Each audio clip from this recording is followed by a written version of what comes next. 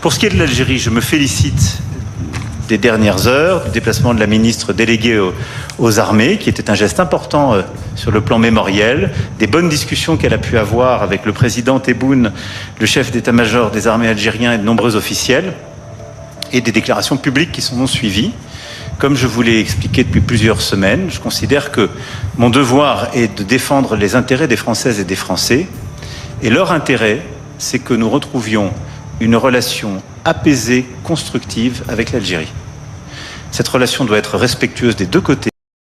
On peut imaginer un instant un scénario géopolitique qui frôle presque la politique fiction. Ah, carrément de la fiction, ouais. Ouais, genre une situation où une ancienne colonie devient tellement puissante, tellement incontournable, qu'elle parvient littéralement à dicter la politique intérieure de son ancienne métropole. C'est un renversement complet, oui. Une situation où elle force le chef d'État d'une puissance mondiale à blâmer publiquement sa propre classe politique juste pour espérer s'asseoir à la table des négociations. Ouais, Sur le papier, ça ressemble à une uchronie, tu vois, à une histoire complètement alternative. tout à fait. Mais selon le document au centre de notre exploration en profondeur aujourd'hui, ce n'est pas de la fiction. C'est exactement ce qui est en train de se jouer en ce moment même entre l'Algérie et la France. Je suis ravie d'ouvrir cette discussion aujourd'hui. Et je suis ravi d'être là aussi parce que c'est un prisme d'analyse qui est extrêmement tranché, vraiment. Le document récent que nous étudions offre une lecture sans aucune concession de la diplomatie actuelle, quoi. Ouais, il n'y va pas par quatre chemins. Exactement. Il décrit une bascule totale, un renversement complet du rapport de force traditionnel post-colonial entre Paris et Alger, en s'appuyant notamment sur les récentes déclarations du président français. Alors, juste une pause, avant de plonger tête la première dans tous ces arguments.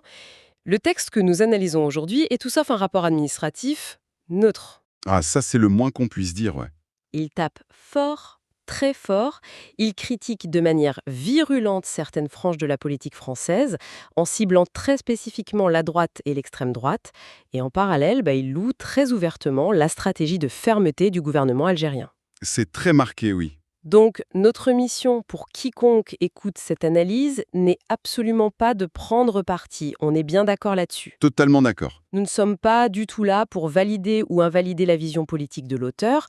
Le but, c'est simplement de placer cet argumentaire sous le microscope, d'en extraire la logique interne et de comprendre comment l'auteur articule cette idée d'un basculement géopolitique majeur. Et cette mise au point est vraiment nécessaire parce que le ton du texte, c'est précisément ce qui révèle la nature de la crise, en fait. Le constat central du document, c'est que la France a dû opérer un virage à 180 degrés. Une volte-face complète. Voilà, dicté non pas par une soudaine révélation morale, mais par le pragmatisme le plus froid, quoi. Ouais. Selon la source, Paris a percuté le mur de la réalité. Aujourd'hui, la France a tragiquement plus besoin de l'Algérie que l'inverse. Et l'auteur affirme que ce déséquilibre s'est manifesté de manière spectaculaire sur la scène politique intérieure française. Bon, décortiquons tout ça. Le texte démarre sur un événement très précis. Une attaque verbale sans précédent du président français contre les positions radicales adoptées ces derniers mois par une partie de la classe politique française. Surtout à droite et à l'extrême droite, oui. La nation, et ça par leur attitude hostile envers l'Algérie. C'est ça. Le texte parle d'une politique historique de condescendance, d'une arrogance qui a fini par isoler la France, quoi. On lui lit même que le président aurait décidé de, je cite, « sauter du navire de l'extrême droite pour sauver les meubles ». Mais l'expression est forte. Moi, ça me fait penser, tu sais, à une analogie. C'est comme le PDG d'une grande entreprise qui convoque la presse pour blâmer publiquement son propre conseil d'administration. Ah, c'est une bonne image, ouais. Tout ça juste pour sauver la relation avec son client le plus crucial, tu vois. Tout à fait. Mais attends, est-ce qu'on est vraiment sûr qu'il s'agit d'une capitulation diplomatique ? Enfin, ne pourrait-on pas lire ça comme une simple manœuvre de politique intérieure classique, genre un moyen de fracturer l'opposition plutôt qu'un vrai aveu de faiblesse internationale ? Ce qui est fascinant ici, c'est justement la manière dont le texte rejette complètement cette hypothèse de la manœuvre politicienne locale, quoi. Ah bon ? Il n'y croit pas du tout. Non, pas du tout. L'auteur théorise que la géopolitique a fini par écraser la politique politicienne. La mécanique qui est décrite, c'est celle d'un échec cuisant. Ok.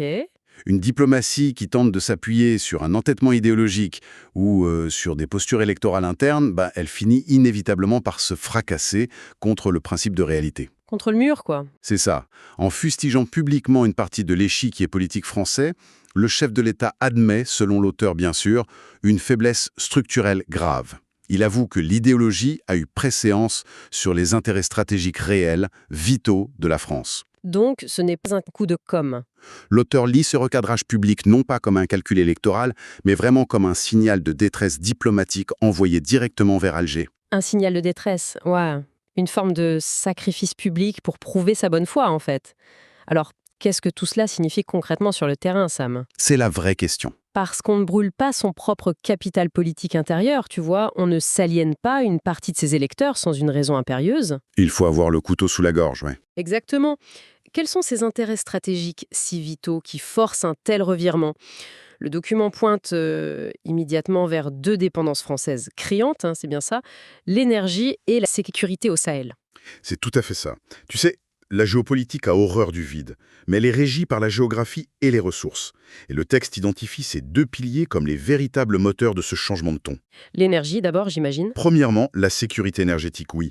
Dans le contexte mondial actuel, le document insiste sur le fait que l'accès au gaz algérien n'est plus un simple confort ou une option parmi d'autres. C'est devenu une question de résilience fondamentale pour l'économie française. Et le deuxième pilier? C'est le second pilier qui verrouille véritablement la dépendance de Paris, la région du Sahel. Ah, le Sahel. Et c'est là qu'il faut vraiment comprendre la mécanique de ce qui se passe. Le texte affirme froidement que la France a perdu toute son influence au Sahel. Toute son influence, oui, c'est ce qui est écrit. Et pour comprendre l'équation, il suffit de regarder une carte, quoi. L'Algérie, ce n'est pas juste un voisin de l'autre côté de la Méditerranée. C'est le plus grand pays d'Afrique, Immense, oui. avec des milliers de kilomètres de frontières poreuses avec le Mali, le Niger. Mais explique-nous comment ça marche en pratique, cette dépendance. Eh bien, Pourquoi la France a-t-elle spécifiquement besoin de l'Algérie là-bas? Ne peut-elle pas juste redéployer ses propres bases ou utiliser des satellites de renseignement? si l'on relie cela à une perspective plus large, la perte d'influence de la France au Sahel ne se limite pas à des simples fermetures d'ambassades ou à des retraits de troupes. C'est plus profond que ça. C'est un effondrement complet de son architecture de renseignement et de sa capacité d'action. Quand une puissance occidentale est chassée militairement et politiquement d'une région comme le Sahel, elle devient aveugle. Ah, aveugle, carrément. Les satellites, ça ne suffit pas pour comprendre les dynamiques tribales, les mouvements très complexes de groupes armés, ou les instabilités politiques à Bamako ou Niamey. Il faut des gens sur le terrain, quoi. Exactement. Or, l'Algérie possède le réseau de renseignement humain le plus dense de toute la région. Elle a une armée surpuissante déployée à ses frontières sud et une influence diplomatique historique sur tous les acteurs sahéliens. Donc en gros, l'Algérie devient la seule paire de lunettes disponible pour une France devenue myope dans son ancien précaré africain. C'est une excellente métaphore. Le texte suggère que l'Algérie agit vraiment comme l'ultime clé de voûte de la sécurité régionale. Ouais. Sans un partenariat profond avec les services de sécurité algériens, sans un accès à leur espace aérien et sans leur poids diplomatique, la France n'a plus aucune prise sur les dossiers sécuritaires sahéliens, Des dossiers qui la menacent directement en plus. qui menacent directement ses intérêts au sol de l'Europe, oui. L'auteur lit ces deux urgences, la survie énergétique de l'industrie française d'un côté et la pertinence géopolitique de Paris en Afrique de l'autre, sont désormais prises en tenaille. Prise au piège, quoi. Et elle dépend du bon vouloir du palais présidentiel d'El Mouradia. Mais, attends une seconde. Est-ce qu'on ne fait pas une erreur d'échelle temporelle ici? Comment ça? Le texte semble présenter tout ça comme un nouveau paradigme définitif, tu vois, un changement pour toujours. Mais l'Europe entière a paniqué pour son approvisionnement énergétique récemment, avec la guerre, tout ça, ce qui a artificiellement gonflé l'importance des pays producteurs de gaz. C'est vrai que le contexte a joué? Alors, est-ce que cette vulnérabilité française n'est pas juste conjoncturelle? Genre un simple accident de parcours dû à la crise globale qui s'évaporera dès que les marchés se seront stabilisés. C'est une objection tout à fait valable. Mais le texte argumente que la bascule est bel et bien structurelle. Structurelle. Oui. Si l'urgence énergétique a peut-être été le catalyseur immédiat, l'effondrement stratégique au Sahel, lui, c'est une lame de fond. Ça ne s'inversera pas de sitôt. De plus, la fameuse condescendance diplomatique mentionnée par l'auteur n'a pas seulement froissé des égaux. Elle a fait quoi d'autre? Elle a poussé l'Algérie à diversifier de manière agressive et pérenne toutes ses alliances internationales. Ah, et ce point précis nous amène de plein pied dans les conséquences matérielles de cette crise. Parce que cet aveuglement géopolitique et ces tensions diplomatiques n'ont pas seulement coûté du prestige ou du capital politique à la France. Non, Ça a coûté très cher financièrement. Le document montre comment cet isolement a directement déclenché une hémorragie financière massive, parce que la diplomatie, in fine, c'est aussi des carnets de commandes, des grosses infrastructures, des parts de marché. Absolument. Le document utilise d'ailleurs l'expression de politique de l'entêtement. Politique de l'entêtement. Et la démonstration de l'auteur est chirurgicale sur ce point. L'obstination idéologique a un coût chiffrable. La conséquence directe de cette crispation prolongée a été l'éviction progressive, mais brutale, des entreprises françaises de leur position historique en Algérie. Ouais. Pour bien visualiser la mécanique, c'est l'histoire classique du fournisseur historique. Comment ça? Mais c'est comme une grosse boîte technologique qui a créé un système d'exploitation utilisé par tout un marché, tu vois. Oui, je vois l'idée. Pendant des décennies, cette entreprise règne en maître, elle devient arrogante, elle néglige les mises à jour parce qu'elle se dit que ses utilisateurs n'ont nulle part où aller de toute façon. Le monopole absolu, quoi. Voilà.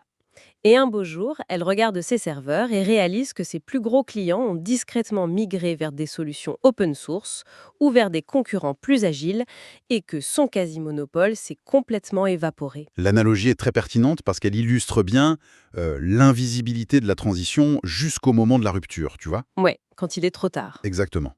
L'auteur liste les concurrents qui ont profité de cette béance. La Chine, la Turquie, l'Italie et les États-Unis. Ah oui, pas des petits joueurs.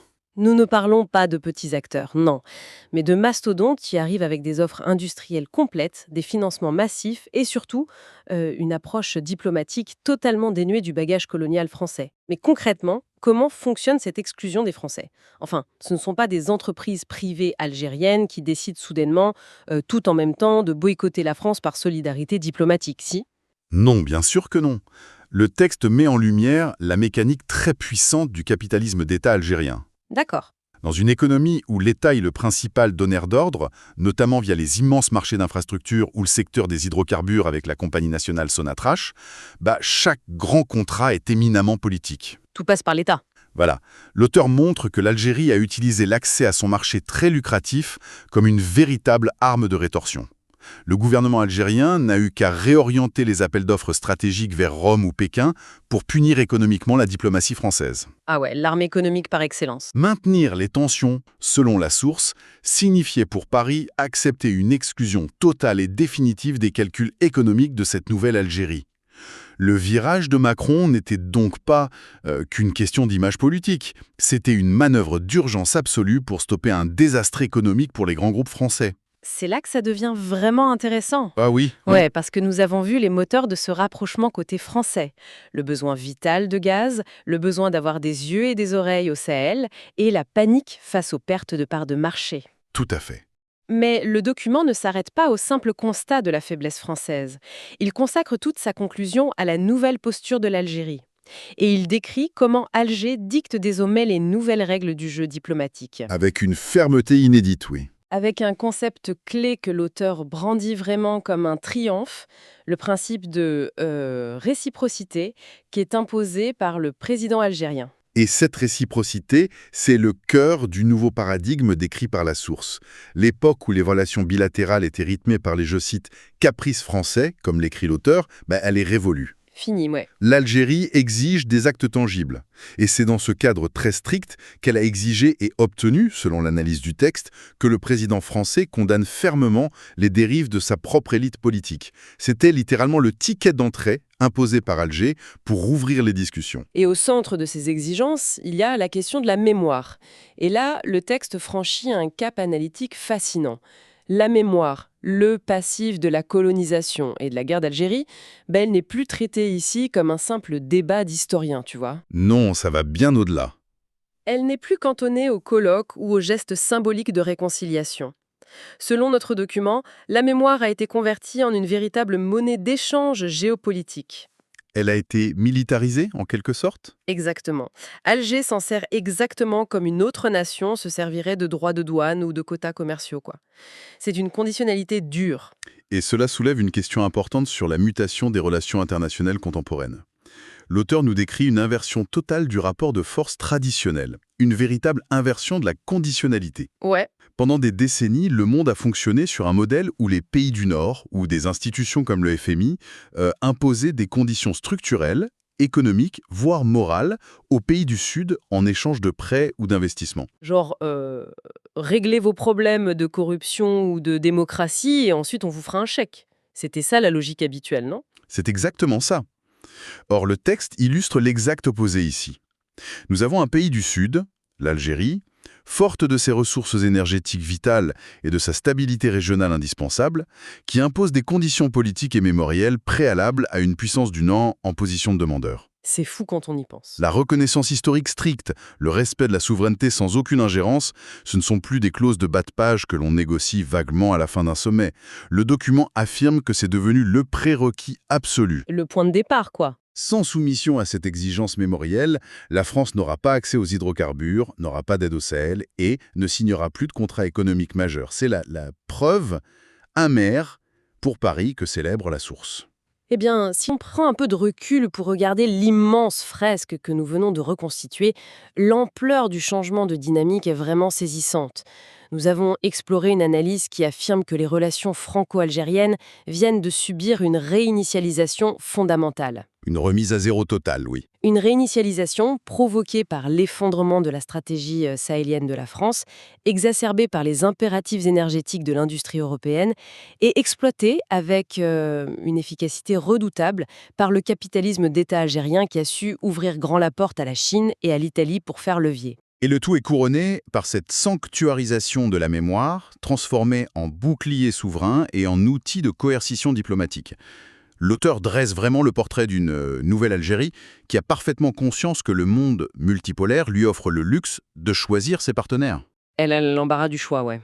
Ce qui oblige ainsi la France à s'aligner sur des standards de respect et de réciprocité qu'elle n'avait jamais eu à concéder auparavant.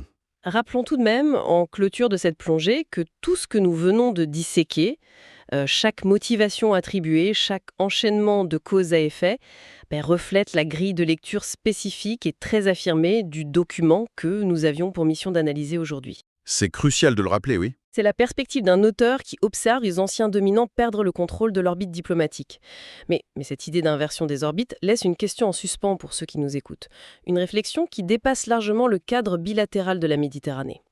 Et quelle est cette question ?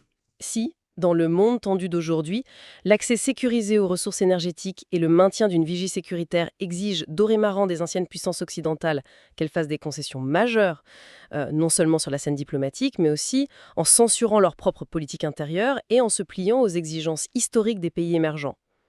Ouais, ça fait beaucoup. Comment cette nouvelle arme de la mémoire va redéfinir les règles du jeu diplomatique entre le Nord et le Sud pour le reste du XXIe siècle ? On peut vraiment se le demander. C'est une perspective qui bouscule toutes nos certitudes et une question profondément fascinante à garder à l'esprit en observant le monde de demain.